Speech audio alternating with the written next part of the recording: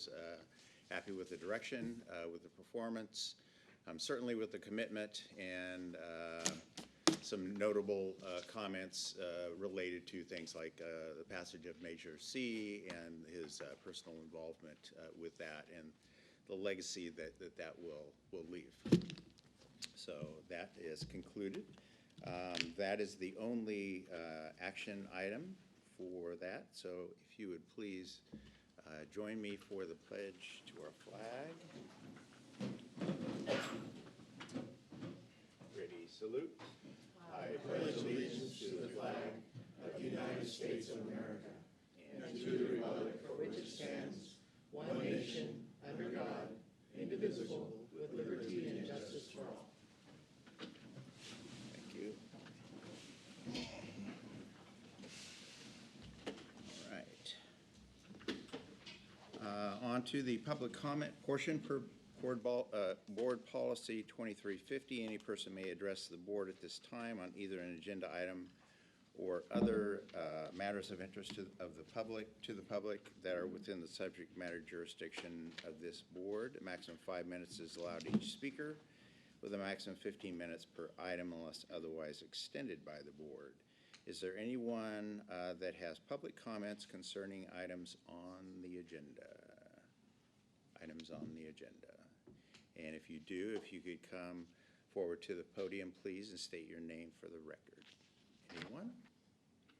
All right. This is public. This is on me. Yeah, this will be the public comment portion. Is this where I would make public comments on this report? Okay.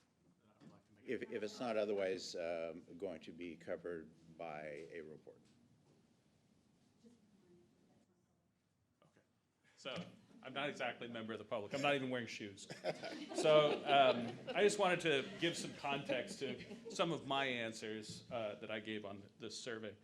And I guess the first thing I'd like to do is to say that in no way would I ever want to disparage my current dean, who I consider to be one of the finest people I've ever worked with. And the last time I had a dean who was almost as good, you made him the president of the college. So any answer that I gave on this survey should not indicate that there aren't people and administrators who are doing an excellent job. I particularly was a little disappointed, I guess. Well, let me praise you before I criticize you. I understand that the state of California puts you in an almost impossible situation, especially with laws as they come down. And so I want to first acknowledge and thank you for trying to often square the circle that the state makes very difficult for you. But I was a little disappointed when you decided to remove learning from the college mission. And I don't know if you understand what that did to many of the programs that are supposed to align with the mission statement. Because, for instance, our student learning objectives are all regarding learning. And we can now fulfill the college mission with mere credentialism, the awarding of degrees according to equity standards. And there are many things about the college mission that involve and should involve learning for its own sake as a goal in and of itself. And then with regards to the faculty climate survey, I do hope that you will take some of this criticism seriously and try to parse the data and realize the things that are very, very good. And then do take a second to look at a number of areas where faculty are trying to send you a message. And if you'd like more detail on any of these messages, I assume other faculty members will fill in the blanks. But there are many, many, and I think we would all acknowledge many, many wonderful things going on at COS. But there are some red flags that you should be paying attention to. And I assume that your jobs are going to get much harder starting in the summer and in the fall. I don't envy the meetings that you're going to be having over the next 9 months. So good luck. you state your name and position here? Sorry. Stevie Tootle, I'm a history professor. Thank you. Else?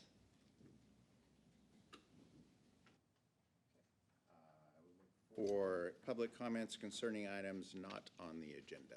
Anyone have a comment?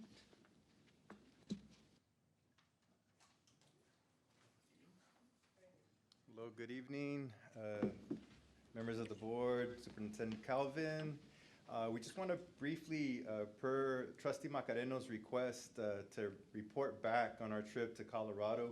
We attended the Mecha National Conference. I'm Octavio Barajas, Professor of Ethnic Studies, but I really want to allow our students to share with you a little bit more about that wonderful experience that they had. So I'm going to yield my time for Alicia Reese. Thank you, Professor. As he said, my name is Alicia Reese. I'm the president of the Mecha Club here at COS.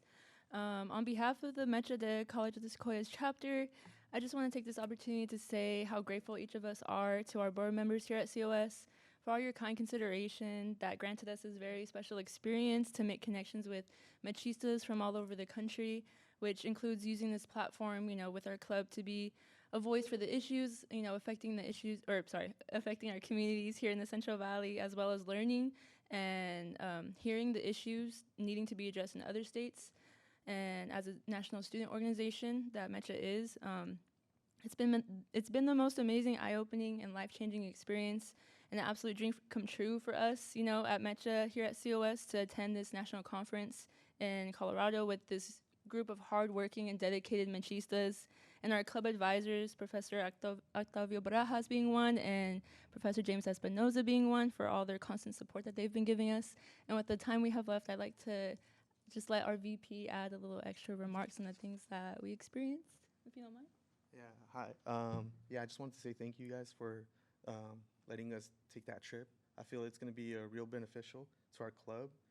We're planning to meet up with other Mecha clubs around California, so that way we can talk about more issues within their communities and our communities, and somehow collab with each other throughout the future. So, yeah, thank you. State your name. My name is Urban Fernandez. Very good. Thank you. Oh, do you have a question? Yeah, don't leave just yet. We always have a couple of questions. Of course. So thank you for coming in and giving us the information. So I know you went to Colorado. Tell us where, how many days, and exactly, were you at a campus location or? Yeah, so we were at the University of Colorado Boulder. So we flew into Denver, and then we stayed in Boulder from Thursday, I think it was April 27th, to Sunday, April 30th. So we were there all weekend. They consisted of workshops that we got. On Saturday and Sunday, we had 2 per day, and then on Sunday, we united with all the chapters to do a march for some of the Chicano martyrs in the movement in Colorado. So it was just a very enlightening experience and very engaging for all of us throughout each day. We've had a lot of public speakers and artists and just a lot of things, a lot of people that were there to make the event a success. So we have some Mechistas in the back here if you guys want to stand up really quick. They're joining us for today's meeting.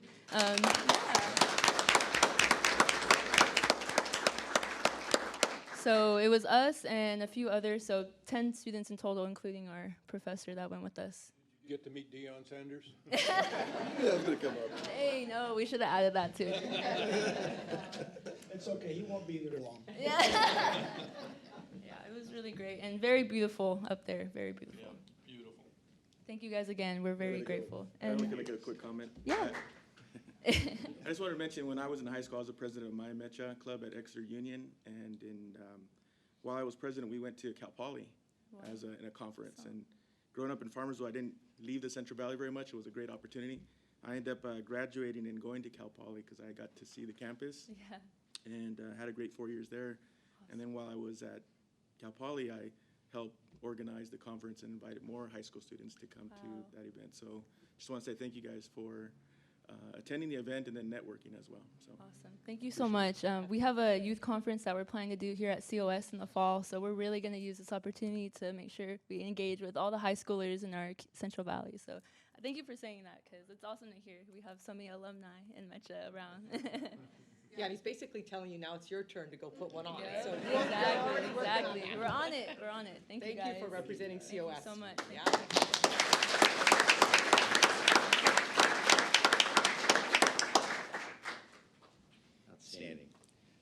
Any other public comments concerning items not on the agenda? Not on the agenda. Move to board and executive staff reports. Trustee Garbani. Apologize for being a few minutes late. Thanks. So, as many of you know, we had Black graduation last night. It was a great turnout. Student Senate and leadership class assisted with the setup and the takedown. And hopefully President Calvin will touch on that some more in regards to Black graduation. There was a movie night this past month on the 27th, and student leadership class played Puss in Boots on the big screen out in the quad for students, and I guess we invited some elementary schools from around Visalia, and about 100 to 125 people showed up, and it was a fantastic turnout for our last movie night of the year, so it was great to see. That's the only report that I have. I kind of wanted to just mention a few things, as tonight is my last board meeting as student trustee. With that being noted, I would like to thank the board, the faculty, the students, and the community of COS in supporting the Student Senate and I as the voice to faculty and the broader COS campus during 2023. I would like to thank you guys for the opportunity to be a part of the board meetings, and personally, as I have gained a deeper understanding of how COS faculty and community operate. As for myself and my future, I will be completing a business certificate here at COS and a kinesiology degree for transfer to then continue my education at Fresno State. I'll be here hopefully for another year, and if you happen to see myself on campus, don't hesitate to say hi. Thank you for your time and generosity. Go back.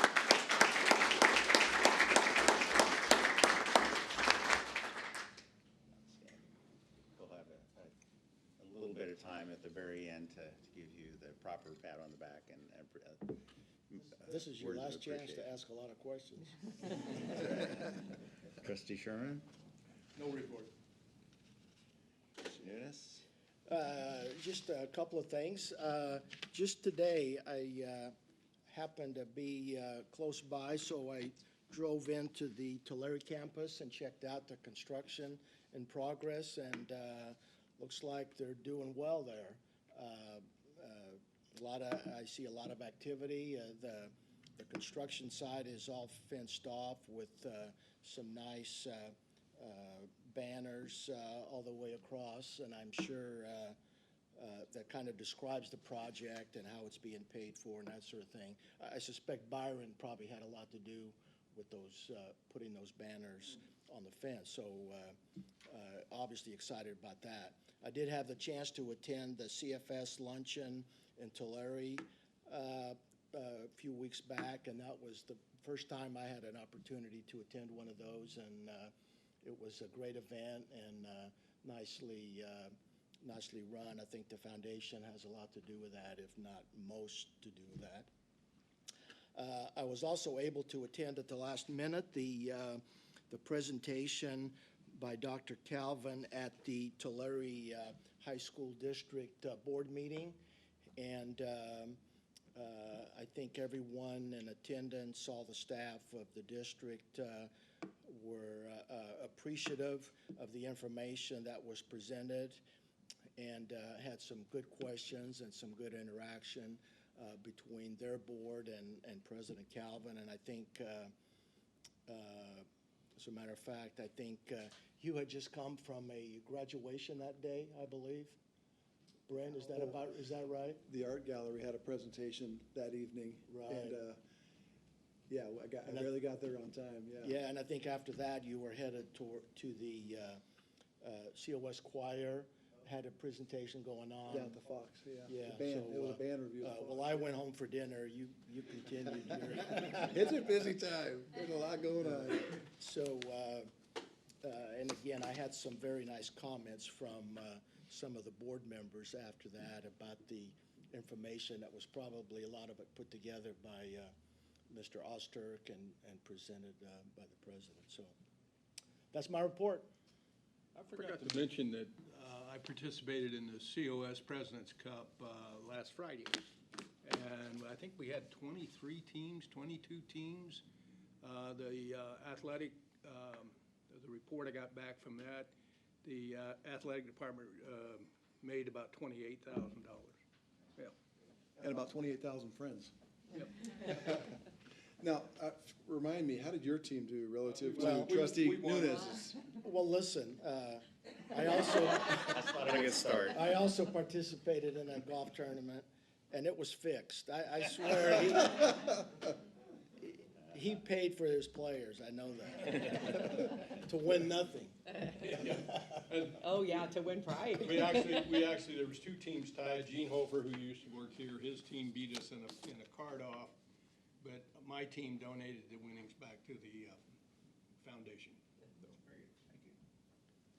Thank you for your participation in that, and the organization of that event, along with the foundation. Yeah. It's a good cause. Trustee Macareno?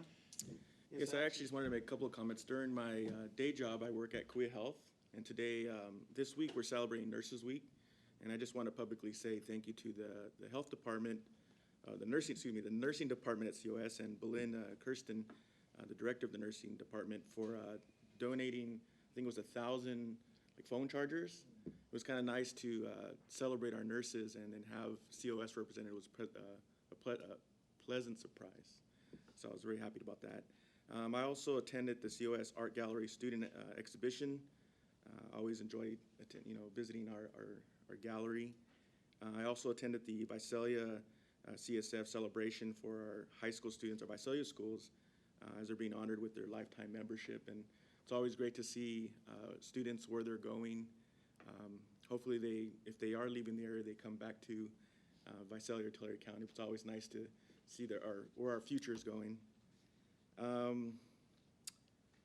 I also attended 2 school board meetings, Wood Lake and Farmersville.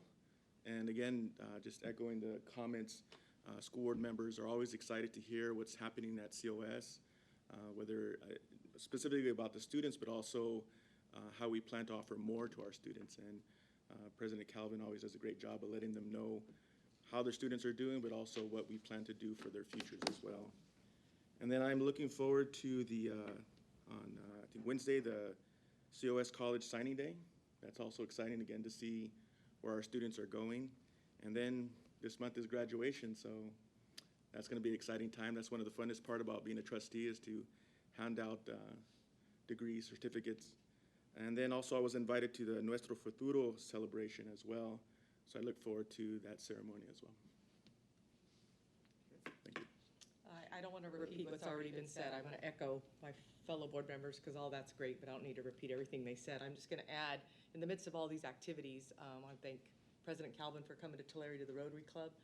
And then I'll just piggyback on that. I think the outreach, not just from our president, but everybody and a lot of you in this room, is paying big dividends. I keep hearing more and more parents in our community and people who just know more about COS. So between the outreach to counselors and to our high schools, it's just a different feel. And I know we're coming off of COVID, so my senses may be heightened, but I just feel like students really know what's going on at COS. A lot of them, seniors, are already taking classes, but the outreach to the high schools has been amazing. So to our marketing, to our communications, to our, however we're getting to those high schools. In Tulare, I'm hearing a lot from parents how much information they're getting compared to previous. So whether, like I said, maybe a little bit of that has to do with COVID, but kudos to all of you, because the outreach has been amazing.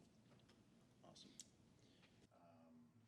Echo the comments with regard to CSF. I would do a special call out to the foundation, who makes those events possible and allows the students to come together. As you know, in the case of Hanford, there's 3 high schools, and there are multiple high schools in other districts. And oftentimes, I think they don't necessarily associate academics with a face from a different high school. And I think it's just nice to do that as they then graduate and move on to COS. They've got a buddy, whether or not they knew it. So kudos to the foundation. That's just one of the many, many things that they do. And I would also, really appreciate the school or district-specific data, Dr. Osterk, that is put together and that our superintendent president presents. it seemed clear to me that that was the most interesting. Even, with a four-year institution being announced, they were really honed in on, well, what's my district students doing, and how well are they doing once they get into COS and those sorts of things. So those are both really awesome things. The foundation report. Tim had another engagement and just wanted me to give a brief report, primarily that scholarship night was fabulous in the Porterfield House last week. Kind of kicked off our week of events in the Porterfield House. We were able to award over $550,000 in student scholarships to either continuing students or graduating students going on to their the next leg in their educational journey. So pretty exciting. And then, of course, somehow Tim, because he bought the stage and everything to set up Porterfield House 10 years ago for his scholarship night, he's kind of the go-to guy for the rest of the events. I think we've already had 10 events in there, and he's been busy keeping up with the requests for Porterfield House, including last night's Black student graduation, which I'll touch on in my report here in a moment.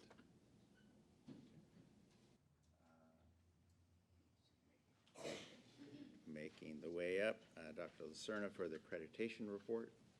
Hi, very short report. In your packet, you have the information about the agenda for the open session of the ACCJC, June 7th at 1 o'clock in the Hyatt Regency Long Beach in Long Beach, California. And that's the open session for public to join if so interested. And so that's included in your packet. So just a short update on the next meeting. Next up is the Superintendent President's report. Dr. Calvin. Thank you, President Lane. Just to dovetail on that, last week I finished leading a site visit to another member institution, ACCJC. Went extremely well, and the rumors you hear about the new ACCJC being a kinder, gentler organization that really is about continuous improvement, 100% true. They're fabulous, and we did the summative portion, the formative portion back in the fall. Summative site visit last week had been delayed a couple of times because of snow in the place that we were going to, but went really, really well. And just a day or two prior to that visit, I was asked to lead a team next year as well. So looking forward to that. I think the more of us that can do that, can go on these visits to other institutions and see how the process works and see how other institutions accomplish their mission. I think the more of us that can do that, the better off we're going to be. So had a lot of fun there. You guys have all mentioned several of the things that I wanted to talk about. We did complete our visits to feeder high school districts, 9 of them total, representing 16 high schools. They went extremely well.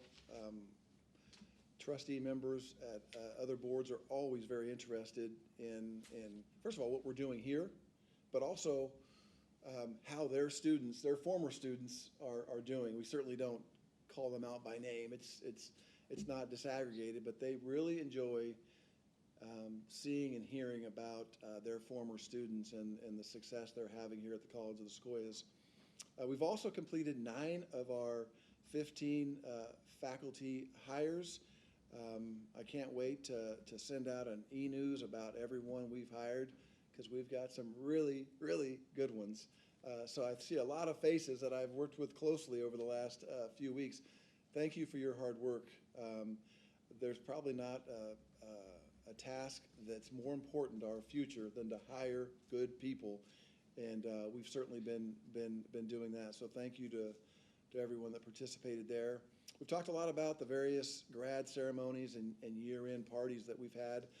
I think we've had 9 or 10 thus far, and I just counted because I wanted to give the board a little update. Between now and the Friday after graduation, which is We'll conclude things on Friday night, the 26th, for our pharmacy tech graduation. But in the next, almost 3 weeks, we've got 21 more graduation ceremonies, including commencement on Thursday, the 25th. I would invite all of you, if you're going to come to a board meeting, hey, come out to these. They are fun. I mean, just to see how excited students are. You know, commencement, I mean, that's my favorite day of the year, obviously. Commencement is a ton of fun. But when you have 700-800 students at one time, it's hard for it to feel personal. But when you go to some of these smaller grad ceremonies, you can really, really sense the excitement. You can talk to students. It's a thrill. I would invite all of you to come out to some of these. I'll list them out later, but there's just some gems. Speaking of gems, last night we had our inaugural Black student graduation ceremony in the Porter Fieldhouse. Oh my goodness. You know, normally you'd qualify a first-time event, which, well, it's the first time, but you could have told someone that they've been doing it for 20 years. It was that well-run and well-attended. The Porter Fieldhouse was full, and they just crushed it. We were probably here till 10 o'clock on a Sunday night, and none of us felt like going home. It was just that nice. So congratulations to that entire group. And Charles Parker was one of the main culprits and just did a fabulous job, as did a ton of other people. Kyron Wiley, Curtis Allen, Joseph Correa, Marvin Turk, Miriam Salam. If I start naming everybody, I'm going to get in trouble because I'm going to leave out a bunch. Let me just stop there. But just had a fabulous time. They did a great job. Also, hats off to the folks in the theater department. Argonautica was wonderful, really, really good. Our band performed down at the Fox Theater, as Trustee Nunes said, and they've got another performance coming up, I think a week from this Thursday, and then our choir is performing the next night, a week from this Friday. But our choir also played at the St. Charles Borromeo Catholic Church a couple Sundays ago. If you haven't been to that church, first of all, go check it out. It's unbelievable. It's like something you'd see in Washington, D.C., but our community choir played that, and it was just unbelievable. It was just a show for the ages, and John Sorber did an excellent job, got a little emotional at the end, and I'm glad he did, because I didn't want to be the only one. It was just amazing to see community members, faculty, and students combine on such a wonderful performance. Skipping down to a couple of things, I just want to mention a little update on athletics. This year we had 17 of our 17, that's all of them, make the postseason. I don't know that anybody else in the state has done that. And here's the best part. With a combined GPA, would you believe, of 3.1 GPA? Isn't that amazing? Over the weekend, we also had a state champion crowned. Many of you know Joshie Peters. He won the 100 freestyle down at East LA. His brace was kind of the 50, and he just lost by like literally an inch. And he finished. He got the silver there. So he was that much more motivated to come back and win in the 100, which I think he was kind of not the favorite, maybe the second favorite for the 100 free, but he was motivated and won the 100 free. And then this weekend we have our state track meet, which we have I think a near record number of students that have qualified to go on for the state track meet. So I'm sure I'll be reporting on some things in June for how our student athletes did there as well. So then finally, let me just rattle off some of these quickly, just board members, just so you kind of know what's coming up, and you can ask me later for the details. But tomorrow, we've got our commercial music showcase in the quad at 11:30. Tomorrow night, we have our spring fashion show in the theater. On Wednesday, we do have college signing day from it says 10 to 1. So if you're gonna come, I'd say 11 o'clock is a good time for college signing day. That evening, we have the Mesa year-end graduation ceremony, and then immediately after that, the EOP&S next up, and CARE Award ceremony. That's always an emotional event, really tugs at your heart. And then we skip a day, and then Friday at 11:30, we have the PACE year-end event where we give away our giant awards for the year, and we've got a taco truck coming in. Should be a lot of fun. And then that evening, down at Tulare, the Ag Banquet will start at 6 o'clock. And then on Saturday, we've got a dance show in the theater at 1 o'clock and a dance show at 6 o'clock. And then after that, here in Sierra 812, we've got the spring faculty recital. That's Saturday at 7:30. That's this week. Next week, on Monday at 1 o'clock, we have the Pathway to Law School graduation ceremony. And then on Tuesday, this may be my favorite, on Tuesday, I show it at 6:15, it may be at 6:30, but it's the ESL graduation ceremony in the quad. You know, if you can only make it to one, come to that one and bring a tissue. It really is an awesome, awesome night, and plan to stay a while too, because we don't just leave that one quickly. We stay out there and celebrate. Thursday, again, I mentioned the spring band concert, and then Friday, the spring choral concert. But earlier that day, we have the Veterans Resource Center brunch. It's in room 1, and I think Jenny's back there. Is that at 10:30 or is that at 11? We start at 11, and it's going to be a pointing ceremony. Okay, thank you for that. And then on, I think Trustee Macareno mentioned that we have the Latino graduation ceremony, Nuestro Futuro, at, I'm showing 4, but I think it's start at 5, and that's in the quad. Monday, we've got the physical therapy assistant graduation at 6 o'clock. And on Tuesday, the nursing pinning ceremony at 5 o'clock in the theater. And then if you want to follow me out to Hanford, we'll go out to the fire tech graduation ceremony, which will start at 6:30.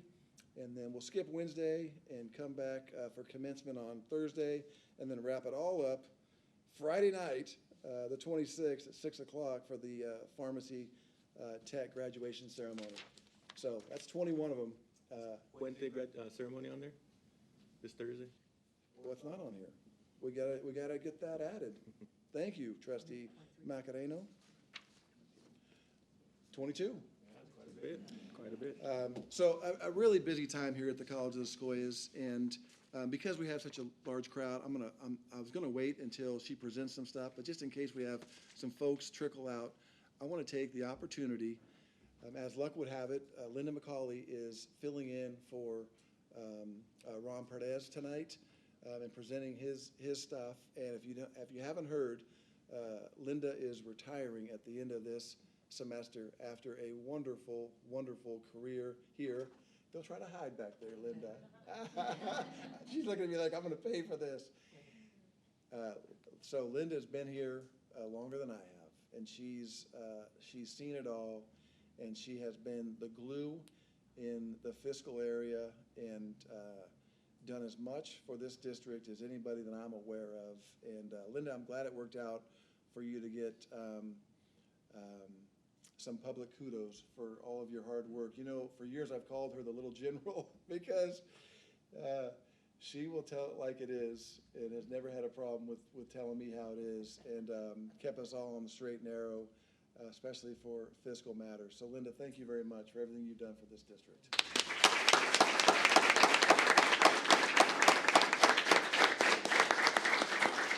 And that concludes my report. President Calvin, Yes. if I could, Yeah. take the opportunity. You know, this is the second retirement that I've been through with Linda McCauley. Linda, how many years ago was it? How many years have you been here? 16. Well, 16 years ago, Linda retired. I call it a retirement. I think she said, I'm getting the heck out of here.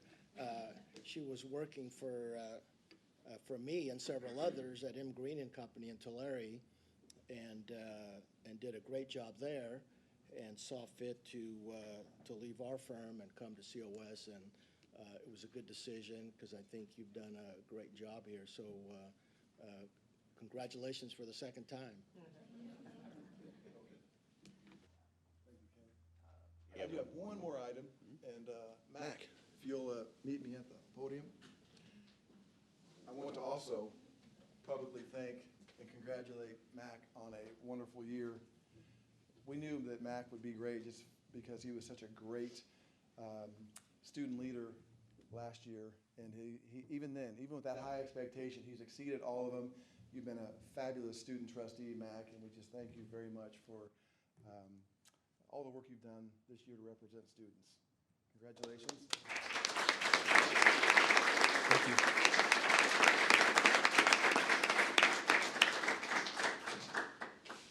Now I'm done. A man, a few words, but there's no doubt, based upon the reports that you give at each board meeting, that you are active. You're not just a figurehead. You're out there with your hands dirty every event. We appreciate that so much. It's a true reflection of the commitment of the student body here at College of Sequoias, and your contributions through the board meetings as well are much appreciated. All right, we now move to the Academic Senate President's Report. Mr. Arzola, greetings.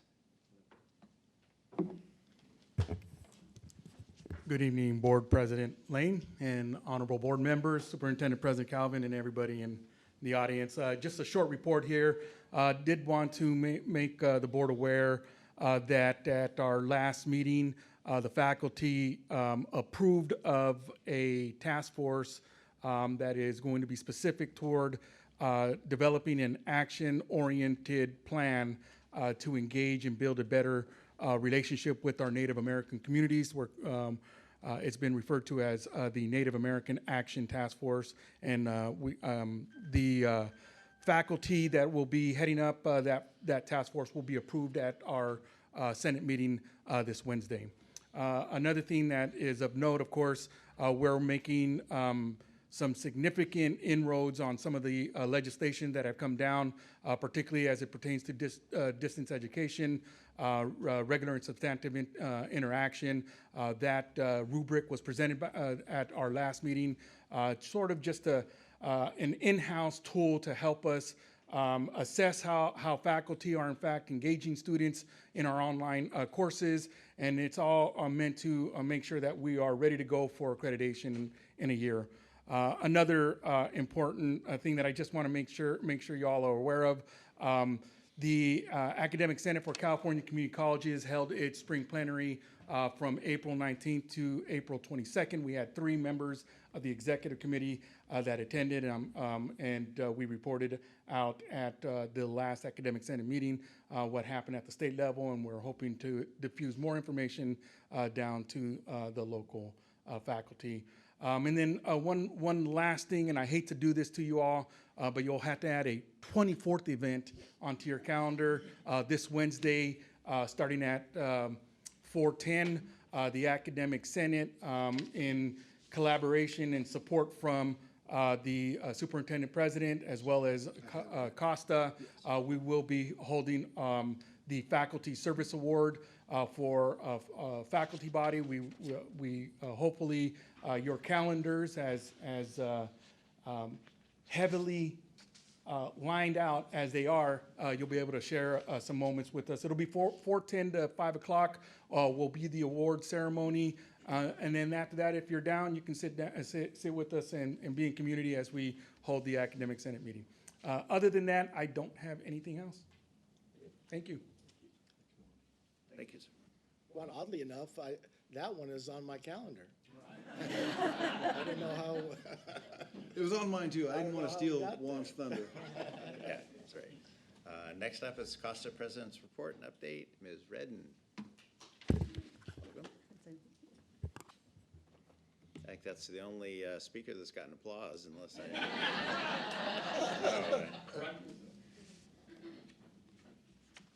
So before I get started on the survey, I'd just like to acknowledge some special days this month. On Wednesday, in 2 more days, it is the Day of the Teacher and also the National School Nurse Day.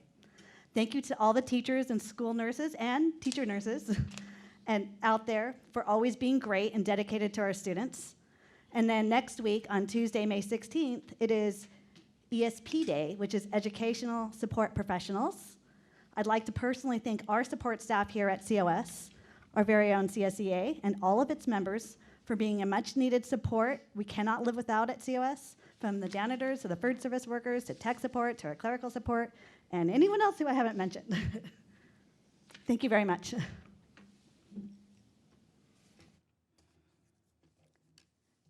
So before I got started too on scrolling through this, in an effort to continuously improve, CASA administrated a climate survey to all the members in April, and it was basically we did it in response to our members' concerns. I want to thank the board and President Calvin for taking the time to hear my thoughts and insights on this climate survey. I want to express my optimism that as we move forward, you will value the feedback provided by the CSEA survey and the CASA survey, and we can all make this a priority and work together in a collaborative manner to address the issues raised and create a more positive and inclusive environment for all our members of our COS community so we can improve our college.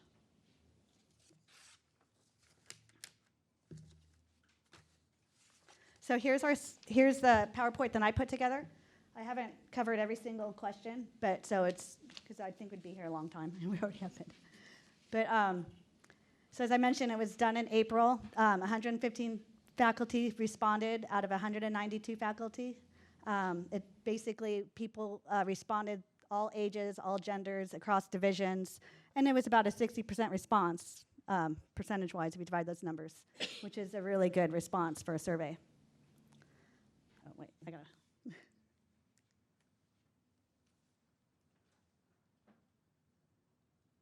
So this is our first one. Faculty do like working here at COS. You can see by the really high bars, as a place of an employment, they'd recommend it, and also as a place working in their division, they'd recommend it too. I did group, our survey was like 5 groups, but I did group the unlikely and very unlikely, as you can see.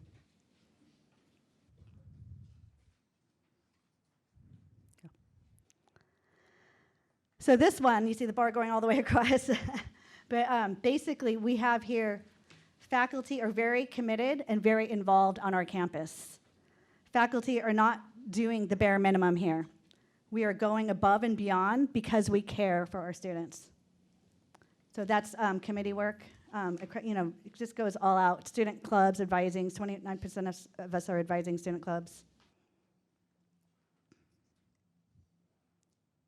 I'm afraid I have to push it twice.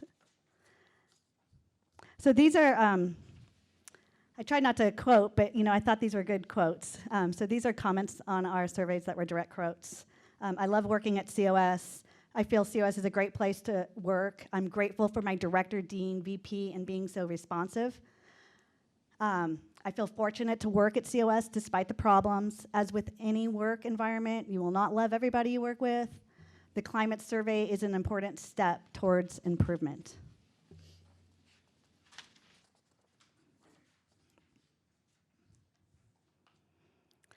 So, summary of key points so far. I know we haven't gone very far. But overall, 70% of faculty are likely to recommend COS as a place of employment. That's good news. 78% of them are likely to recommend their department as a place of employment. 76% of faculty do committee work outside of their regular duties. The survey results were not all positive, and some members raised some serious concerns that should be addressed.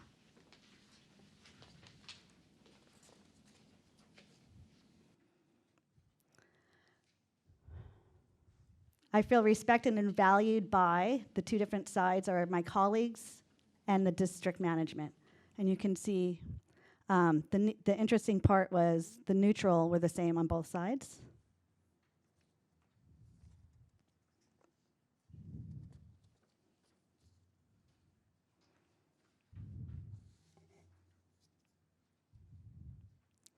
So This is a summary of the comments. There were quite a few comments on this survey, upwards of over 40 people. So just here's the summary of the comments that I created. To create a positive environment, it's important to treat employees with respect and make them feel valued rather than replaceable. Some employees have expressed disappointment and a lack of appreciation for their efforts, leading to reduced enthusiasm for their jobs. Additionally, while many faculty members have expressed respect and appreciation for their management, there has been disappointment among some regarding recent decisions made by management concerning division chairs and scheduling. Overall, these comments emphasize the importance of creating a workplace culture, the values, and appreciates its employees to promote a positive work environment. The recommendations I have on the side for this is we need to improve collaboration, take faculty ideas and suggestions into consideration, including but not limited to scheduling and curriculum. Managers should explain and support their decisions with data, and also when they communicate.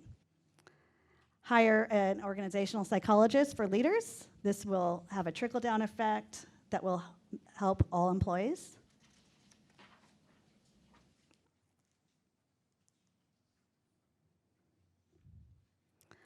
Our next topic, diversity, equity, and inclusion. There were 109 responses to this one. On the left, COS provides an environment for the free and open expression of ideas, opinions, and beliefs on DEI. And then on the right, I feel comfortable discussing DEI with my colleagues. And you can see that's very split. DEI has been a point of faculty-to-faculty contention. It still comes down to faculty just wanting to be heard, and faculty want their work to matter too.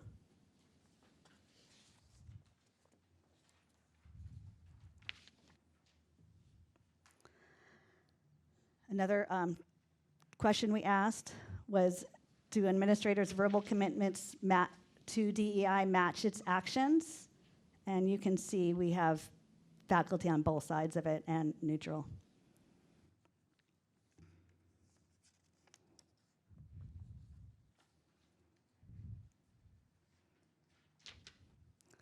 So on DEI inclusion, the summary of the comments, COS has included DEI in their strategic plan, but has not effectively implemented initiatives to support it. Faculty have worked hard on DEI, but without clear guidelines from the district, they feel this is frustrating. Additionally, there's only just a small group doing the work. The recommendations, districts should have clear DEI plans and follow them. DEI is mentioned in the strategic plan, but it's too vague to implement. Districts should provide professional development related to DEI as per the strategic plan 4.3. We need to improve collaboration, take all faculty ideas and suggestions into consideration when developing plans, but the district needs to take responsibility for implementing the plan throughout the campus. We need to provide an environment where all faculty can give their free expression of ideas and ensure that faculty members who are doing the DEI work are supported. Also, I didn't add it on there, but communication. You know, we need to communicate with the faculty and let them know what the plan is.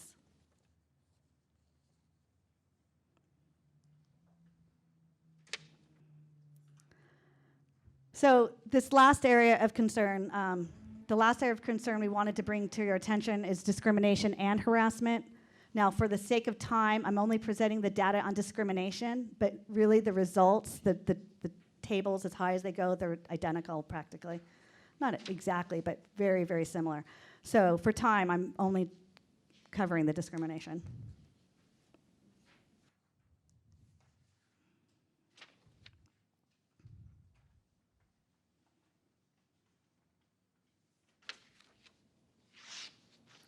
So how often have you personally experienced discriminatory conduct from, and we have the three groups, faculty in your division, faculty outside of your division, and from district managers? I've condensed these. The left one is never. The very one to the right is just a couple times, not very upsetting. And then I did combine the once or twice or 2 times or more, but all of these were very upsetting. That's what they had in common. Just something else to point out, most of the ones on the right-hand column, the highest bar graph, when you broke them down, was the 3 or more, not just once or twice.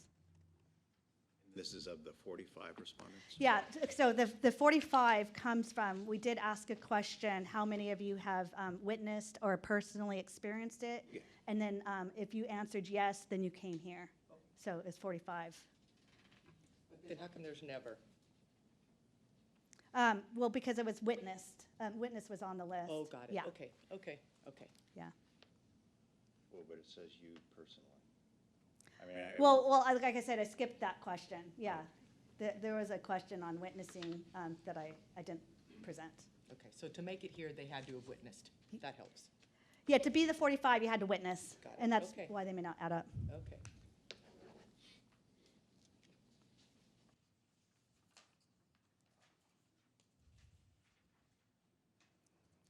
So another question that came out is, do you feel your district has adequate procedures in place to handle discriminatory conduct regardless of the source?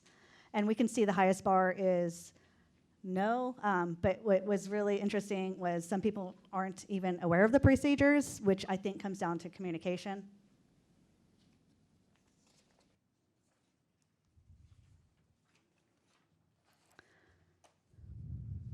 So my summary of the comments, 29, there were 29 comments. I mean, there's a big group that I'm just choosing from. I'm trying to summarize, not to out anybody.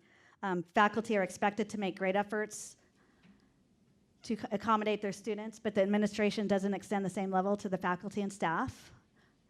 There were many concerns about gender discrimination in meetings. Female voices are regularly talked over by males, and they are not listened to.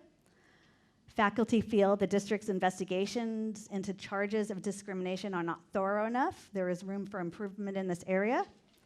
The recommendations, just typed it into ChatGPT, and this is what comes out, so in case you get stuck. I love that thing, though, I really do. Helps me write my students' letter of recommendations. So I figured it'd work here, too. So have official policies and procedures for accommodations. Some basic mandatory annual training could help. The district should not be investigating discrimination and harassment claims. It should be conducted by an independent outside agency or mediator. And again, this one keeps popping up. Hire an organizational psychologist for faculty, leaders, and management. This will have a trickle-down effect that will help all employees. Again, I do really think faculty leaders need to be in there, because we do, there were faculty-to-faculty complaints. I'm not hiding from that.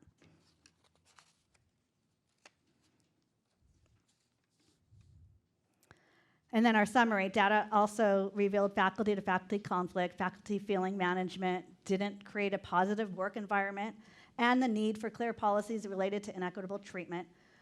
The solutions, the list of these recommendations, I don't know if you've seen the common theme, but collaboration, communication, transparency, meaning provide the data, have clearer policies, which, if it's not clear, that's, sometimes becomes a problem, and an organizational psychologist.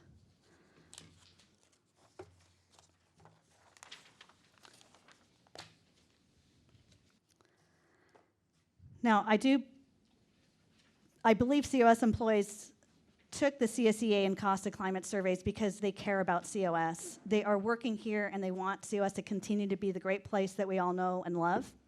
However, as we saw, the survey revealed some concerns that may not have been pointed out by the majority, but they are serious enough that they need to be addressed.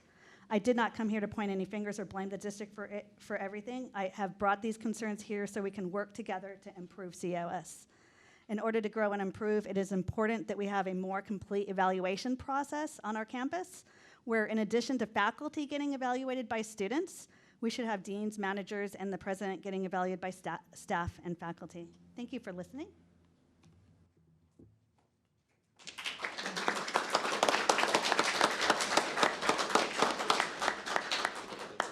For your presentation and observation. It's just one question that I had. I had heard, obviously, this is the first, just this evening, that we received copy of the report. I would love to see the complete report if it is available. I would certainly commit to reading through that. What I had heard was that there was, in addition to concerns about the district and the district operations, that there was also some concern with regard to internally within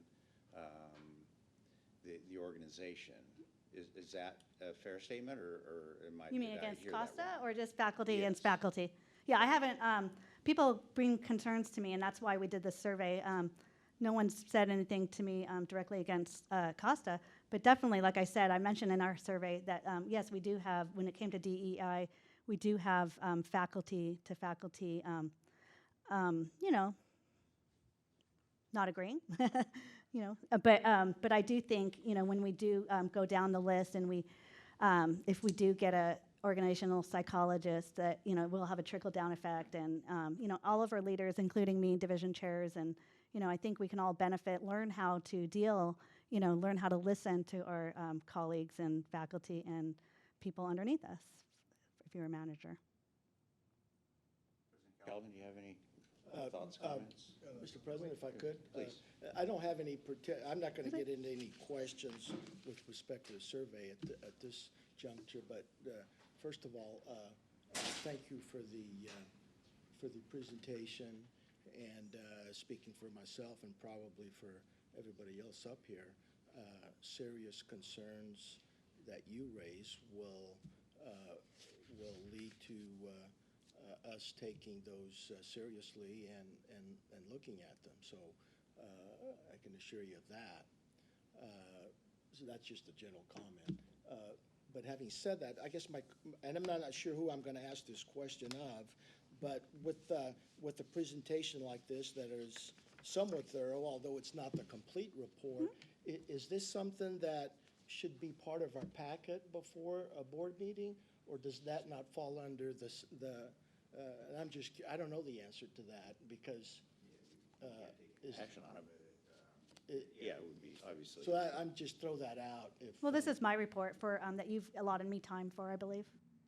Yeah, I just don't know I thought about that after last Yeah. month's meeting. Oh, I see. And I didn't bring it up then, but I just happened to think about that we're kind of getting it fresh, which is, Yeah, it's harder to if that's the way comment it or is, ask that's fine, questions but. if it's we're given not to gonna- us now. Does Yeah. that make sense? Yeah, It's nice absolutely. to process before we speak. It'd have been nice to have it a little bit earlier, but I agree with I think I hear what Ken's saying. I would have liked it ahead of time, especially because there's so much Yeah.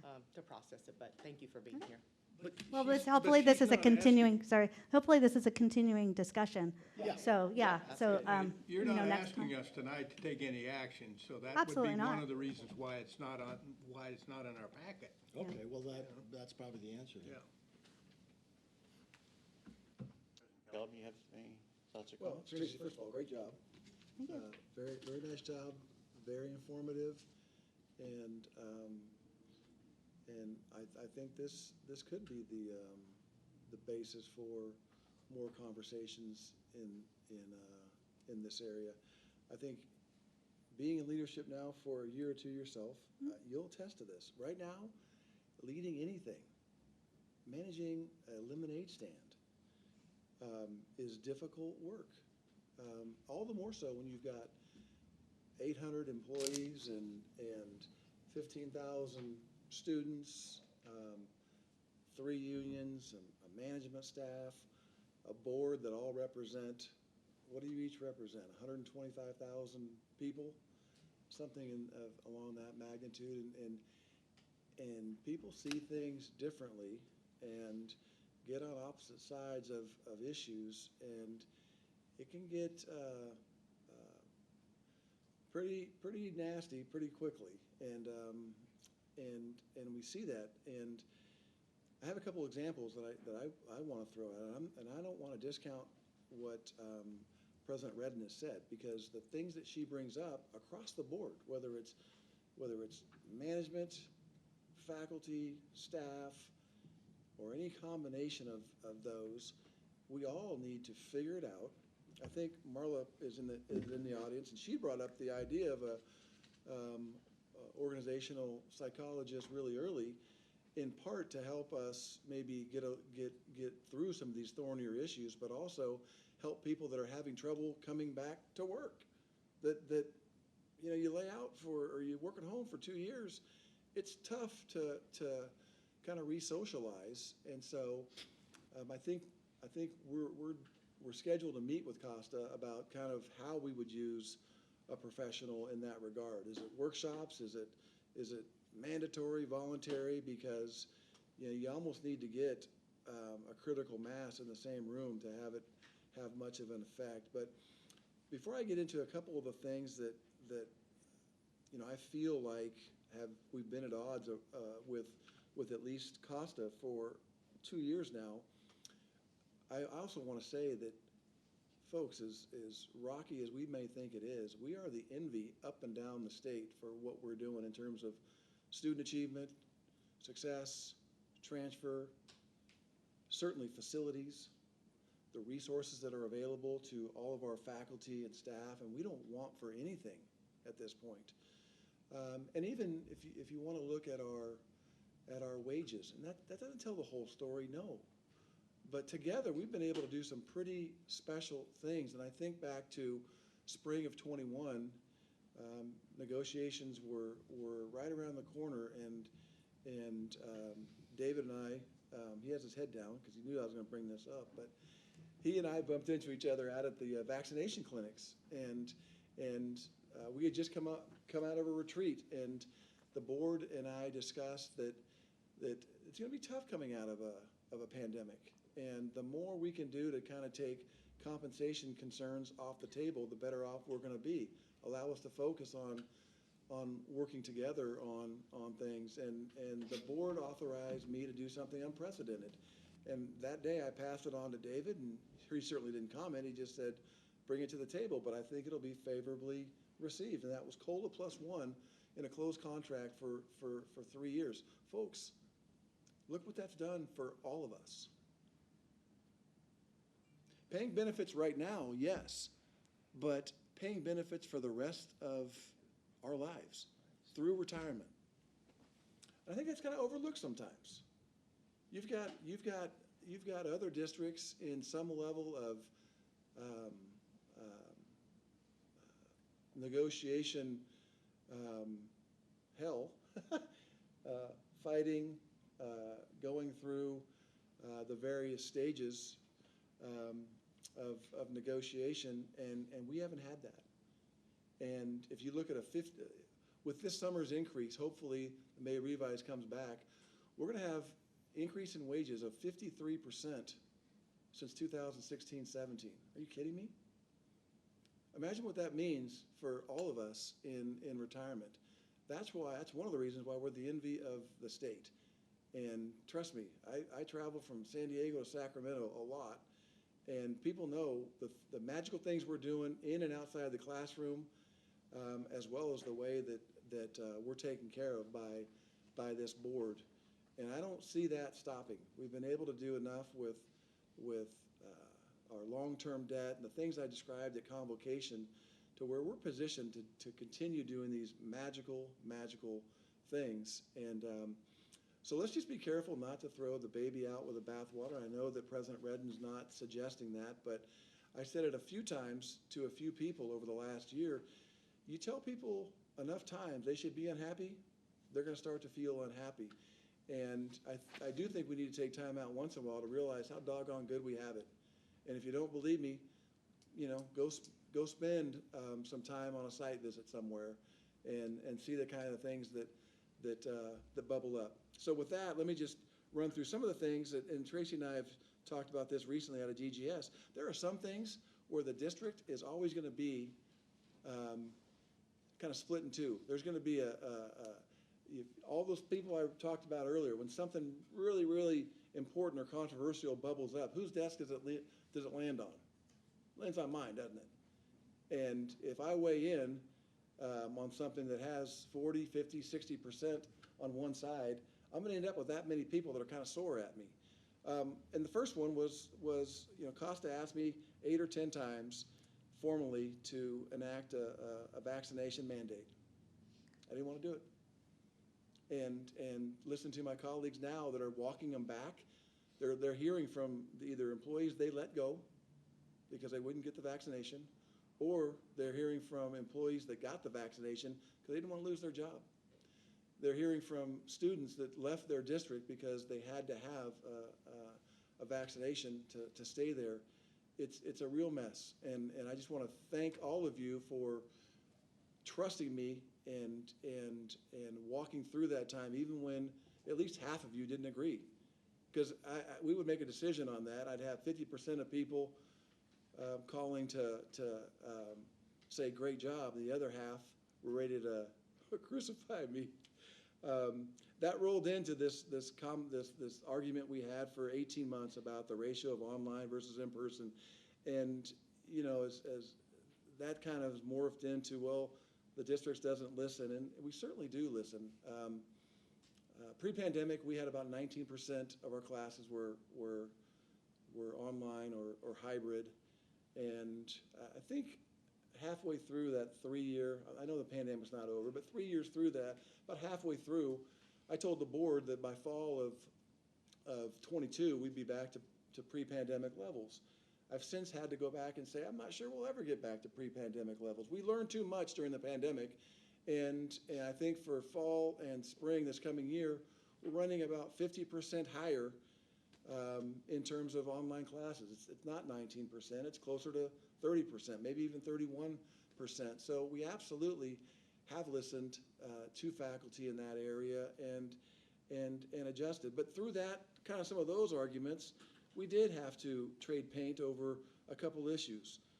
Non-instructional faculty wanting to stay home, librarians or counselors felt like teaching faculty can stay home for their online teaching.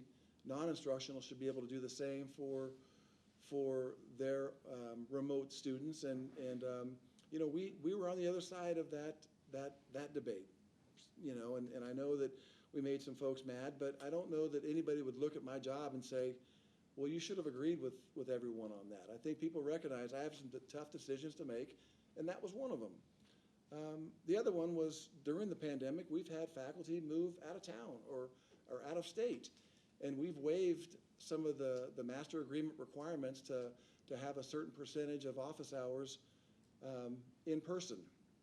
We feel like that's important. We hire the very, very best faculty, which are represented here tonight. We hire the best faculty, and we'd love to see them on campus occasionally. I love the slide about how many folks participate in committees. That's awesome. We need faculty involvement. So, of course, we're going to push back on that a little bit and say, listen, I know these people that are living out of state are in a pickle now, but it's not something that we're just going to waive indefinitely without some serious talks at the table. The other thing we've talked about recently, we had a faculty person hired during the pandemic to teach at Tulare and Hanford. The individual decided they liked either working in Visalia or working online, and so now that in-person are coming back, they'd like to do a 1-hour orientation at Hanford and Tulare and teach the classes online. Well, that's not why we hired that position. We don't need someone else to teach in Visalia for that discipline. We need them in Tulare and Hanford. So, of course, we're going to push back a little bit. But, again, we made a fair amount of people mad over that decision. We had a really large division that voted to split their division and have another division chair. And if we were going to do it for any division, it would be this one. It's large. It's diverse.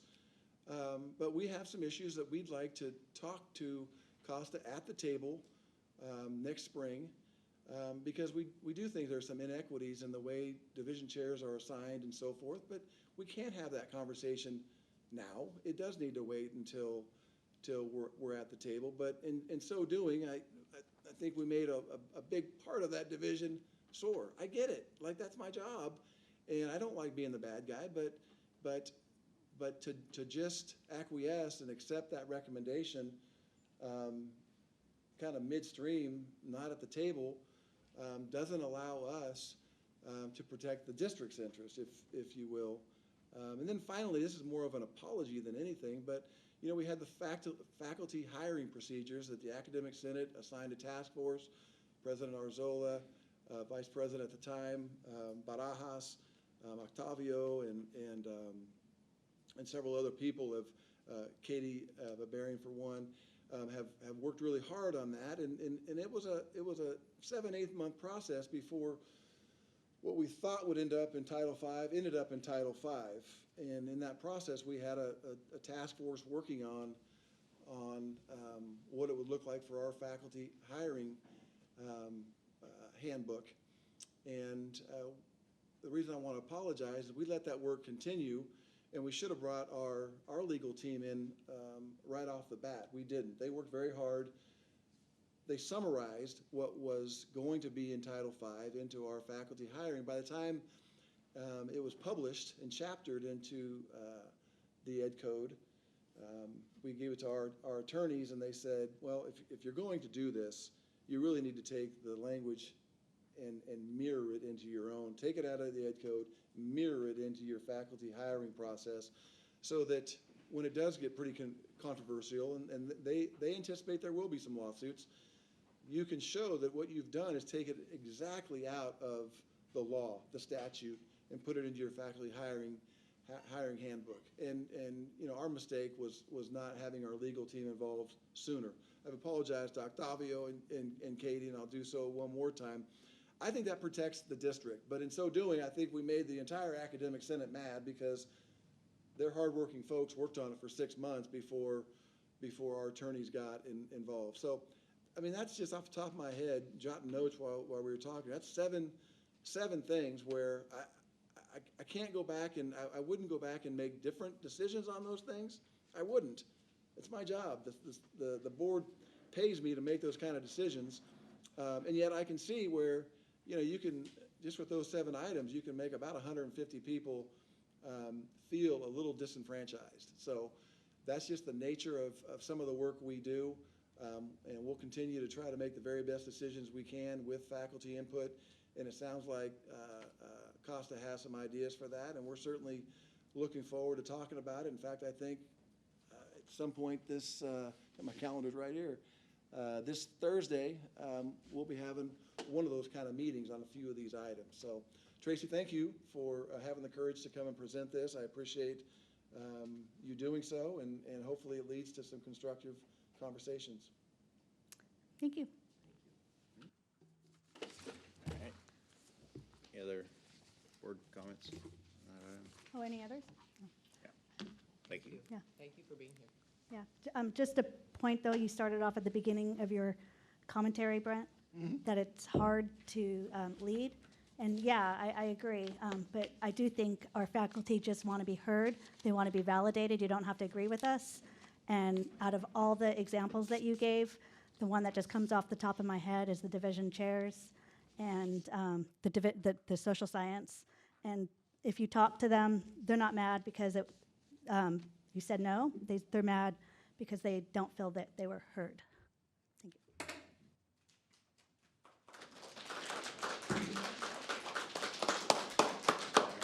Next up is CSEA President's Report. Ms. Kane?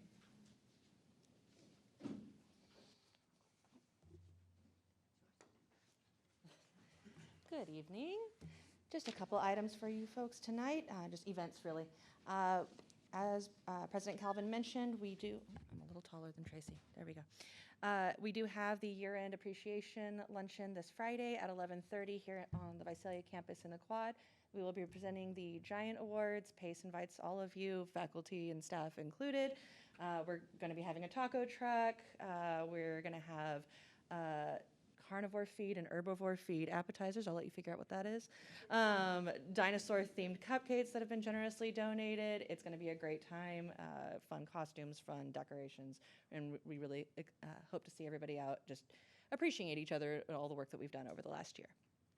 The other event I wanted to let you folks know about is in 1986, California Senate Bill 1552 established the third week in May as Classified School Employees Week.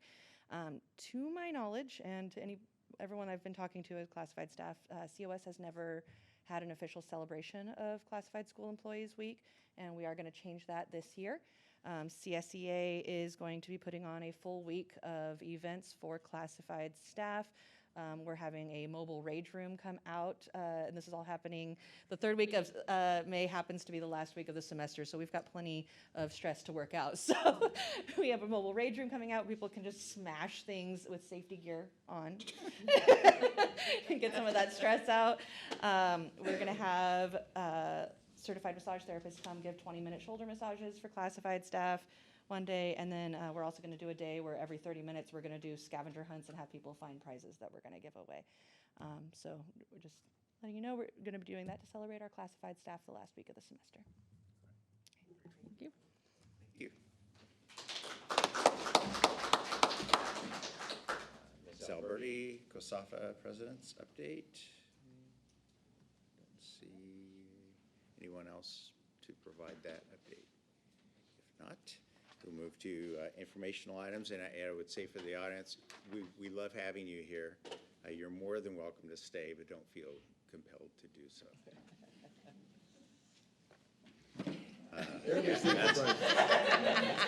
That's what I thought. Stay for Bryce at least. Stay for Bryce at least. It's all good. It's all good. I'm here for you guys. All right. Distance education. I know, right? I did that so you think that they left because of me and not I you. appreciate that. Right. Thank you so It's much. hard on the ego, right? So up is the Distance Education Annual Report 2023. Mr. Nakamura. Thank you so much for having me, trustees, President Calvin. So I'll start with my agenda. I've got a few things I want to cover for you tonight. Just a general picture of kind of the state of DE at COS, although Mr. Calvin, you stole some of my thunder there, so thank you so much for that. Also talking about the future of the DE coordinator role a little bit, the ZTC task force, our online teaching certification program, a new thing we started this year, the regular substantive interaction peer review team, talk about professional development workshops, and the CVC exchange membership, and finally, just some information about the online learning resources website. So big picture, kind of like as Mr. Calvin said, in general, 2019 to 2020, I think I pulled slightly different numbers, but generally, yeah, 2019 to 2020, we are at about 15% online and hybrid courses. Through the pandemic, obviously things are wacky, and now in the finishing up the 22 to 23 year, we're at about 36% online, so that kind of gives you a picture of like where we're at. We're definitely considerably above. Distance ed is not a sideshow. It's definitely something that's here to stay. It gives our students flexibility to take courses and be available for jobs or family or both. So that's definitely something I see continue on the horizon for sure. But in general, DE coordinator, like kind of the future of this position. So a little bit of history from about fall 21 to now. We have the coordinator position was split into reassigned time for two folks, myself and Dr. Chris Stillwell, who serves in ESL. We had my job, which focused more in shared governance, advocating for DE across campus, and Dr. Stillwell, who was more involved in professional development, training faculty, providing workshops, and those kinds of things. In fall 2022, we decided to move towards a full-time faculty position. So we participated in the faculty ranking process, got approved for funding, convened a hiring committee, and we're finishing up that process last week. So we'll be back in June, hopefully, to present that person to you, and they should start in the coming year. Very excited, very exciting stuff. So next, I want to talk about the zero textbook costs and OER grant. This is something that Emily Campbell in our library division has been working on, so if you see her on campus, please tell her thanks. But the short of it is the Chancellor's Office authorized $115 million in grant money to help us build more ZTC pathways, that's programs and ADTs for students to get through community college without having to purchase $200 textbooks, to lower that cost as much as we can. So every community college received $20,000 in seed money to kind of get that process started. We decided to use that money for start some of the mapping of like what ZTC programs do we have, where are we close, where are we, what courses do we have that are even like low textbook costs. but also to sort of incentivize and start providing some training and professional development for faculty as well. I believe there's an event next week or week after next. It's on my calendar to kind of have some time to like look at different ZTC options, OERs in the classroom, those kinds of things. The rest of the grant money is up for applications. So we can apply for up to $180,000, and that's money we can use to have somebody write a textbook, buy us resources, all kinds of different options for that money. But for now, we're working on what do we have and what do we need is kind of our first steps here. So that's really some really important things. There was a survey that was put out for students, and some of the qualitative data that came out of that was really just really gut-wrenching. A lot of students who said, like, I wouldn't be in this class if there was a $200 textbook to purchase for it, or I'm taking this course because there's OERs provided and I don't have to buy a textbook. So lots of, this is a really important thing. I think the Chancellor's Office recognizes this as a significant barrier to students getting through our programs and courses. So I think we should definitely support this as much as we can. Transitioning now into Dr. Chris Stillwell's work that he's been going through. The first thing I'll talk about is the OTCP. This is our sort of homebrew certification program for teaching online and getting certified to teach online. He noted that there was a significant drop in participation and that new faculty have been, well, there's two ways to be certified to teach online. One is to go through this training program, and the other is to have had experience teaching online. And pre-pandemic, that was a shorter list than post-pandemic, where everyone's taught online and everyone has experience. And experience is great, but I think that training in issues like Title V and accessibility and copyright are really important. And so I would say that we should definitely look at some language and maybe consider revising our standards going forward. One of the other things he's been working on, and this is probably the biggest one, is the RSI peer review team. This is a team we put together to respond to some updates for Title V and accreditation, which allows us to go in on a peer-to-peer basis. So this is not part of evaluations unless you want it to. Dr. Calvin and Dr. Lucerna won't see the data on this, but just faculty to faculty look at where are we meeting the standards, where are we exceeding the standards, and where do we still have work to do in our online courses for regular substantive interaction between students and also instructor to student. So we participated in a 5-week training session. We had 16 faculty join this team where we reviewed each other's courses. And I gotta say, that was one of the most enlightening things, is to see the work I'm doing and how Canvas is and isn't capturing it. And when you go in sort of after the course has ended and look at where are you talking to your students? How is your grading being recorded? Those kinds of things. So we reviewed each other's courses, and now we're ready to go out into the worldwide college and review our colleagues' classes as well.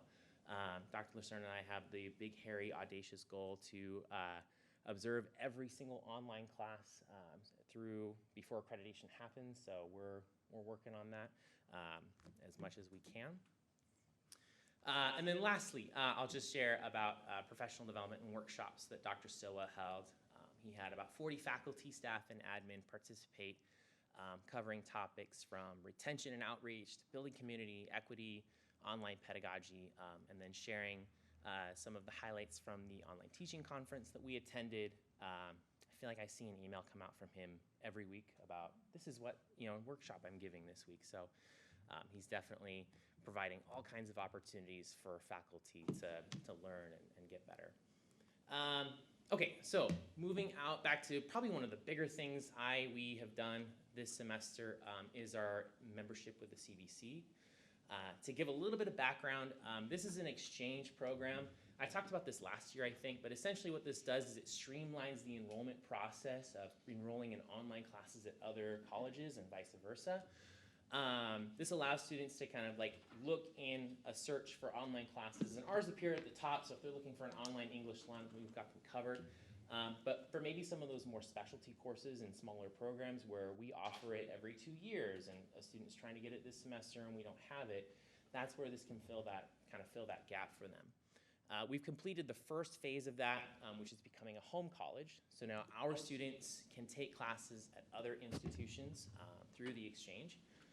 We're working, especially our IT program is working on becoming a teaching college, which will put our online classes on the exchange and allow students from other institutions to take our courses. We expect that to be finished in November, December of this year. I spoke with counseling on this to ask like how many students have participated from us, and we already have, I think they said like a dozen or 20 students or so that have participated. And for some of those students, it means they're walking in a week and a half for graduation.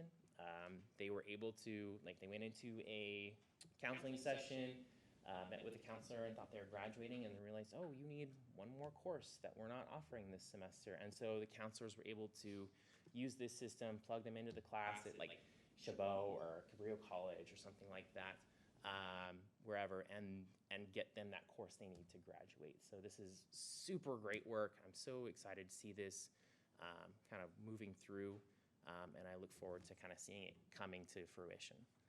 Lastly, is our online learning resources website. So on our homepage, you have the Visalia, Tulare, Hanford campus at the top, and then you have online learning resources.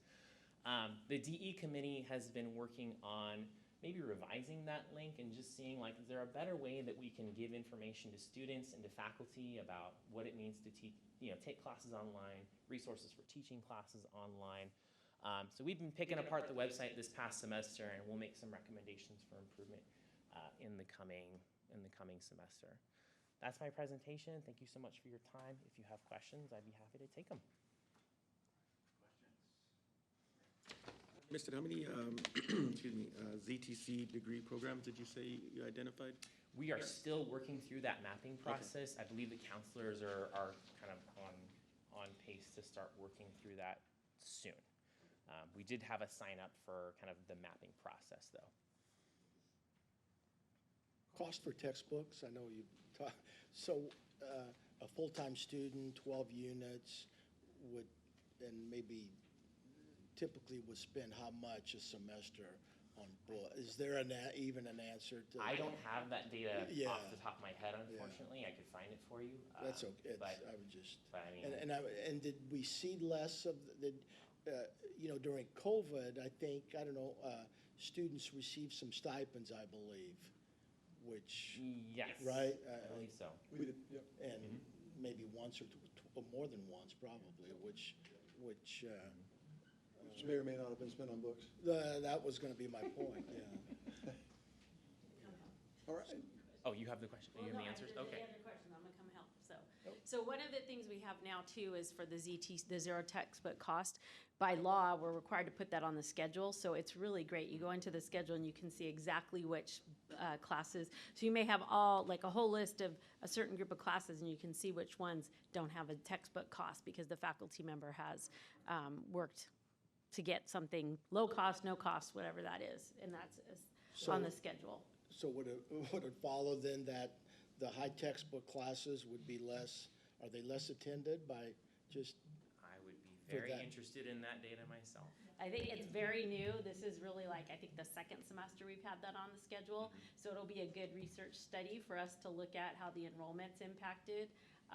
But it is something I think students who, a lot of times students come in kind of knowing which teacher they may want to take or kind of the idea of the times they want to take, those kinds of things. Yeah. But It's not the main factor. yeah, but I think it will be a contributing factor for students who don't have one of those other priorities is how much is this going to cost me, right?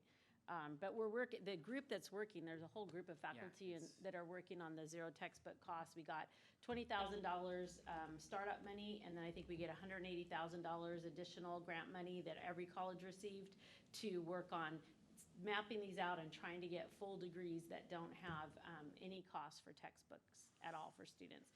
And yes, we had grants for students over the COVID, and then the other thing, our library's done a fabulous job, and so they have loan textbooks for so many, most of our higher expense classes, they have entire sets of loan books that students can take out for the semester, and our library's just been fantastic at working with students on that.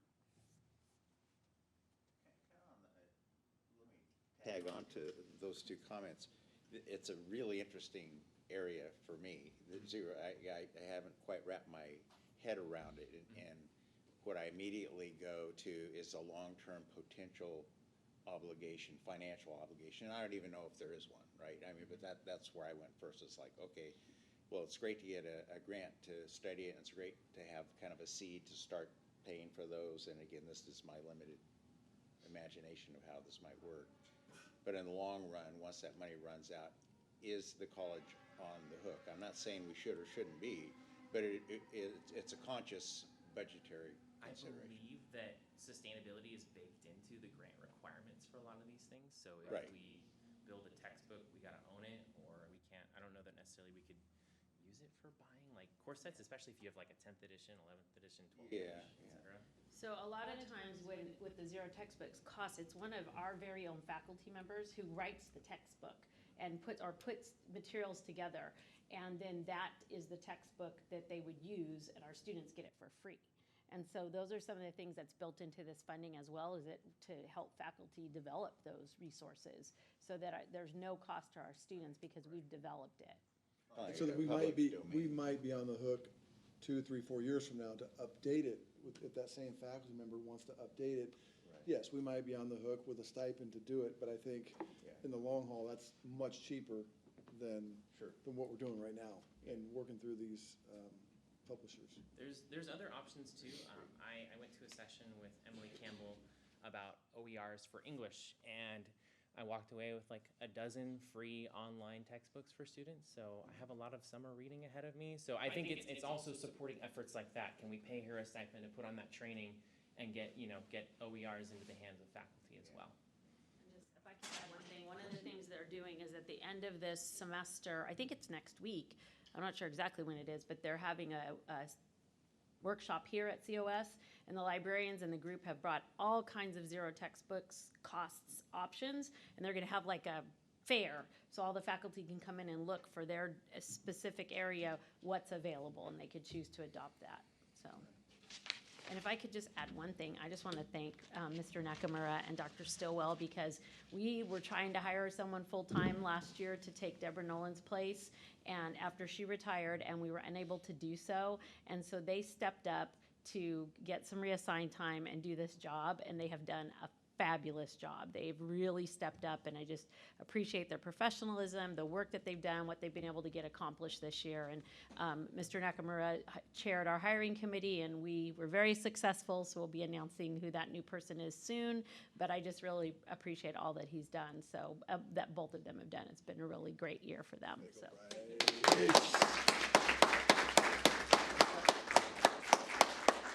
Don't leave yet. Trustee.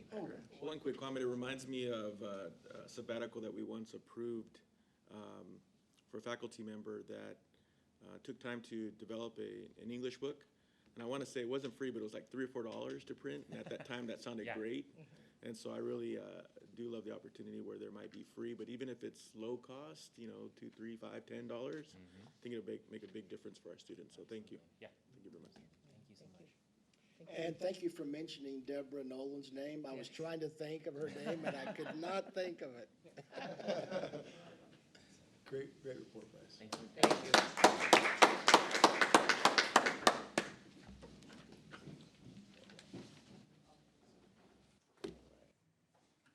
Next up on informational items is the quarterly update, budget accountability. And it's very interesting. This was all planned, right? Yes. Well, it's very interesting, and, to have my first boss here and my last boss here. So it's pretty exciting, but there was Some shall be first and some shall be There last. was a boss in the middle. There was a boss in the middle. After I left M. Green and Company, I worked for the county for 8 that's more right, years. yeah. And then I was hired here at COS. So it's been a wonderful career for me here. And I'm very excited for my next chapter of life, So this report here is our annualized revenue projection report. So we do this quarterly, and this is a snapshot as of April 18th. And this report really helps us to identify if we have any revenues that are not coming in timely. So we can look at this, and for the most part, we can see at this quarter, even though it's at April, you would want to see about 75% over on the far end, that we're, we're collecting everything as we should. The one item that I see here for 2.65 is the property taxes. And this is property taxes that comes from the state. These are like homeowner relief. So it's really hard for us to tell how much we're going to get from the state. But the real property taxes are down in the local revenue. The property taxes there, those are those secured rolls that we get, the unsecured, all the property taxes everybody here pays. That's that money, and you can see we're pretty much on target there. We did get an increase to our apportionment. At the P1, we had no growth, no deficit, but the total increase was $1,101,632. And that's made up of 3 components. It's the state apportionment, the EPA, which is Education Protection Act, and then the enrollment for student fees. So it's the $490,561, $334,020, and then the $277,051 that make up the $1 million increase that we got. On local revenue, most of that $142,519 is made up of material fees that we put in after the budget is already developed, library lost book for $10,000, and then some testing and catering revenue. Are there any questions on that report? And then the next one is for where we look at our expenditures. And we kind of do the same kind of thing. So we look at, where are we in the percents, and we're pretty good on everything. Down at the bottom, I was like kind of going, okay, what is Ken gonna ask me when I'm up here? Right? You're a step So ahead I of did him. my homework, so I was like, he's gonna ask me. If it was 5:30, I had a list. Oh, you had a list, okay. So I just wanted to point out, because, you see our adopted budget, for our other outgo, we have 73,321, and then the very next thing with our working budget, you see 11,073,321. So I was like, oh, that's interesting. Somebody's gonna ask me that question, Yeah. right?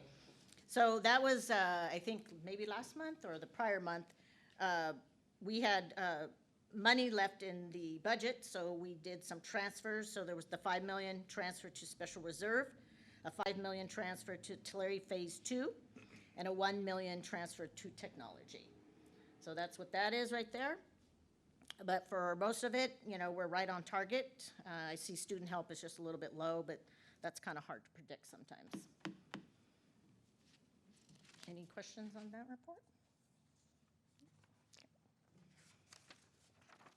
Okay, so the next one is, where we like to look at this, is all the fund groupings that we have. And we compare it to the beginning fund balance as of July 1 of 2022. Then we look at what is our revenue to date, and then what is our expenditures to date, and then what is our fund balance.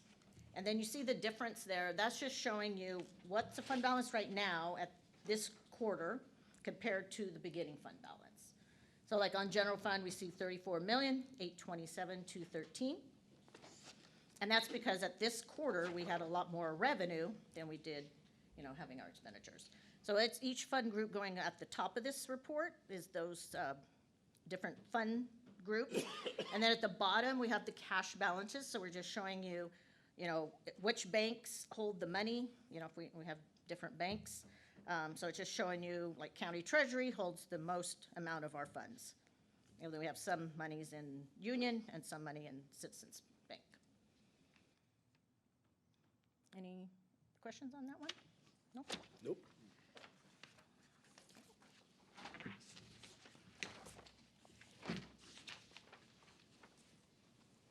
Does that complete that item? On that one, Yeah, yeah. okay. Who's up for the next one? Yeah, So the the next next one is item our 311Q. So this report used to be, okay, so when I first started here, this was done every quarter. And then about 5 years ago, the chancellors decided they only needed it for 3 quarters, first, second, and third. And the fourth quarter is basically the annual 311 that we do at the end of the year. So, so right now at this, so we like to take like a snapshot, where are we? So the first page here is just showing, it just compares like what for the actual on the, for 3 years, 1920, 2021, 21-22, and then what is our projected? What do we expect to happen in comparison to those prior years.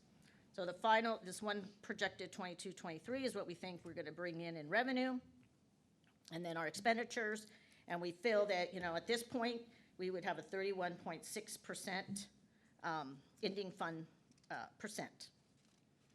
And then it fills in what the annualized attendance FTEs are, which is 9,252.31. And then Section 3 of this report always shows our cash balance. I always report, when I'm reporting this to the Budget Committee, I always brag about this because this is cash that we have. For many, many years that I worked here, we had more borrowed cash. For many of the years when we were in the deficit, when the state was holding a lot of our money, we had more borrowed than we had the actual cash. So I'm very proud when I always see this, when I'm reporting out, when I see cash, that's our cash, and we have $59,437,3. So that's just, I don't know, I like to brag about that a little bit. Rightfully so. I think that H2 row gave us both a lot of our gray hair, Linda. Yes, oh yeah, many of Well, the gray hairs, yeah, I got more than you, so. And then the second page of this report is breaking down, it will show us like, okay, here's our adopted budget. Then the second column is what is our annual current budget? And then what is our year-to-date actuals? And then it just has our little percent there. So then it just changes down below, like, okay, so here's our, revenues over our expenditures. We're $14,988,000. And then what happens to our fund balance? We had a beginning fund balance of $28,235,000, and then at that quarter is showing that we'll have a ending fund balance of $43,223,974. And then the report always asks us, has the district settled any employee contracts this quarter? We did not. And then do you have any significant events? Did you borrow money? Did you issue trans? Did you issue a COP? We did not. And then it always asks, do you have any fiscal problems that need to be addressed this year or next? And we did not. So any questions on that report? Well done. Thank you. I think you've anticipated our questions very nicely and did a great job, and I'm going to be sure to tell Ron what a great job you did, and maybe he'll have you come back. Maybe it's contract labor. Linda, thank you for your contributions.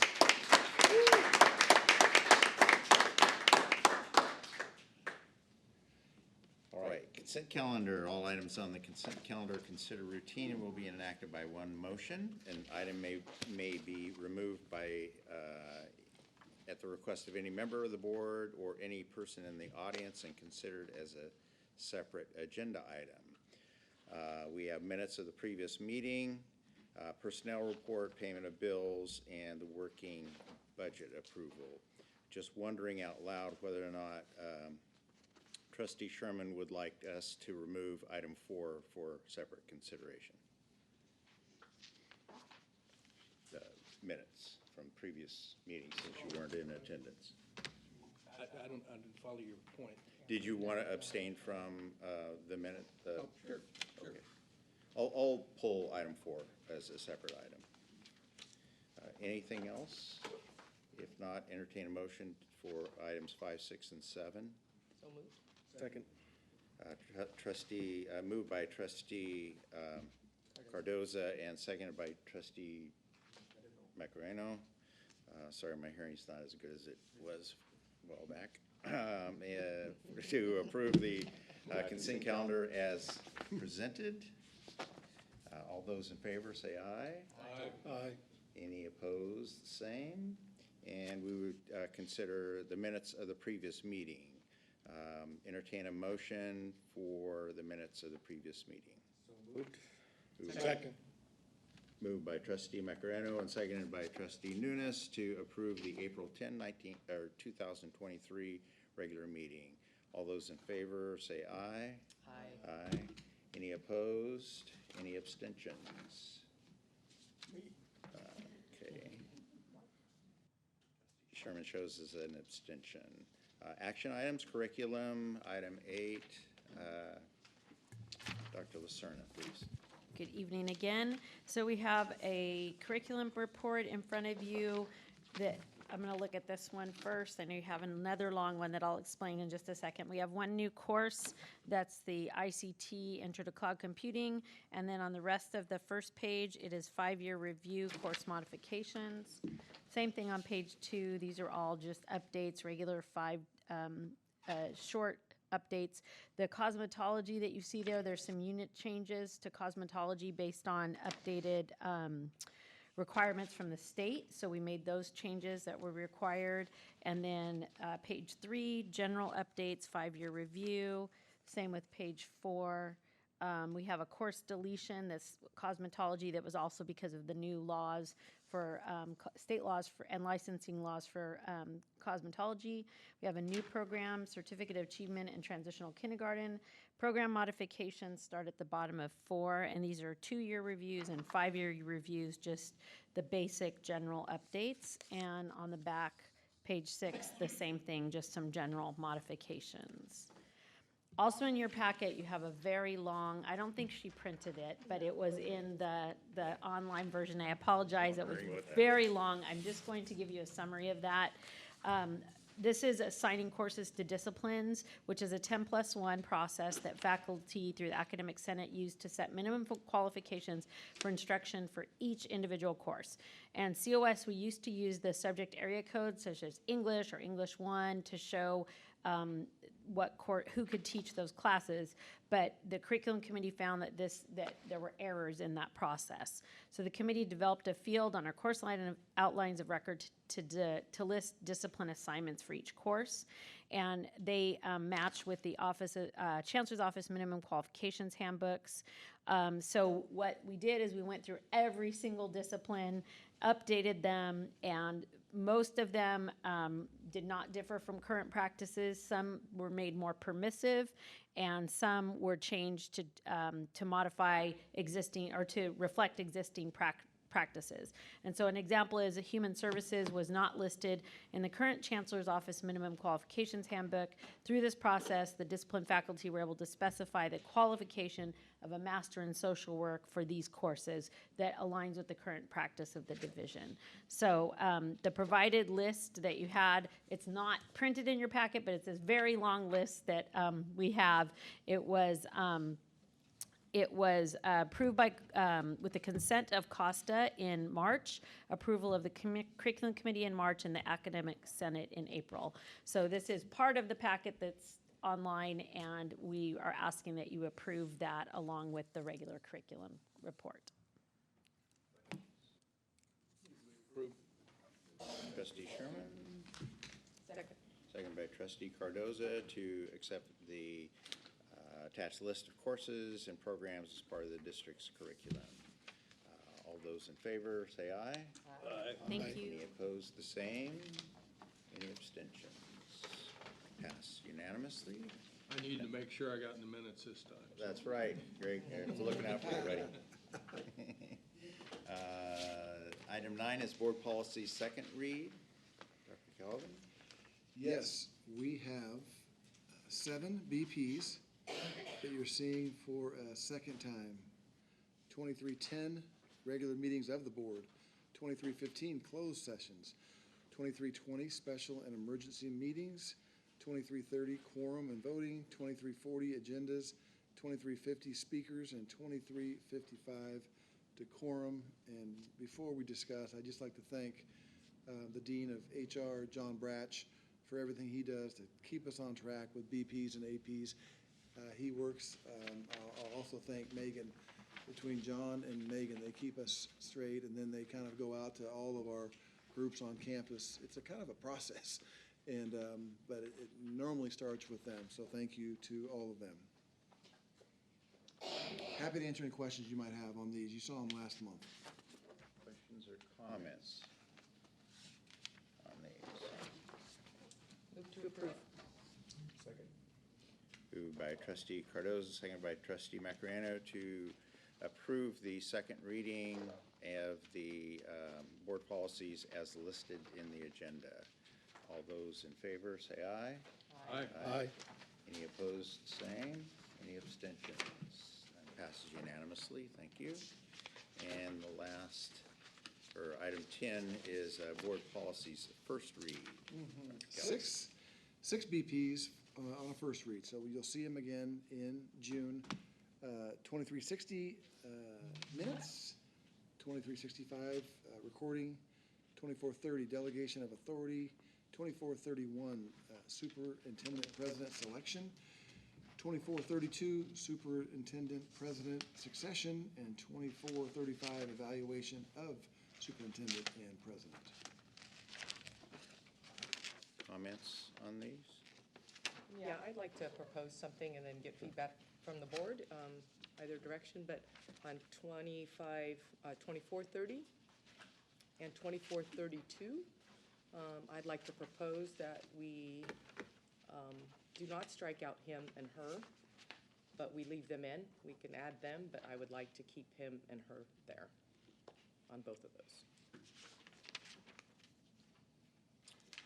I would personally, I would support that. I would support that because it's additive to what the current practice is that I support personally as well. Any other? No problems.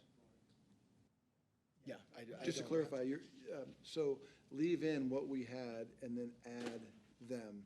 So maybe him / her / them. Or him / her or them. Yeah, however the English person wants to do that. Yeah. That's on 2430 and 2432. I'm not even sure what all that means, but I'm fine with that. Well, I'll share what my concern is. I feel like as a college, I'm not opposed to pronouns. I just would hate to see us go down the road where we're all obligated to use them. I personally am a her, but I'd like to leave that in there because I feel strongly about that. I don't want to be called a them. So I just feel like it's inclusive and we can leave him and her there for those that still want him and her. Yeah, I just read it like being plural, but my English, is there English teacher? Pardon me? No, that's important. You misread out as two people. Yeah. So, yeah. Yeah, I didn't take any offense to it, or I just, but I don't have any problem with the change. With that modification, accept a motion. What, to move it to a second reading? Yeah, So moved. okay. Second. Moved by trustee Sherman, seconded by trustee Cardoza, with modification as stated by trustee Cardoza, to move to second reading. All those in favor, say aye. Aye. Aye. Any opposed, the same. And any abstentions? Passes unanimously. Thank you. And we are officially at the bottom of my page anyway. So again, Mac, best of luck, my friend. You know you want to come back and visit us. You're going to come That's right, next year. yeah. You're going to be here another year. We know you're here. You know where the boardroom is. That's right. You know when. Or if we see you at Lowe's, All right. nice to see you. Hi. Godspeed. Yeah. Thank you. All right, anything else? And Linda, we'll miss you. Thank you all Oh, for wait. coming. We have something. I meant to mention, and I just wanted to thank President Calvin. He attended an event on a Sunday afternoon. It was a Cultural Heritage Open House. As busy as he is, he always comes to events when he's invited. And it was a great event where my children performed and they were sharing their culture, and he got to be there, and I really appreciate he makes the time to go to these community events as well. So, yeah, thank you. Thank you again for coming. Stand adjourned.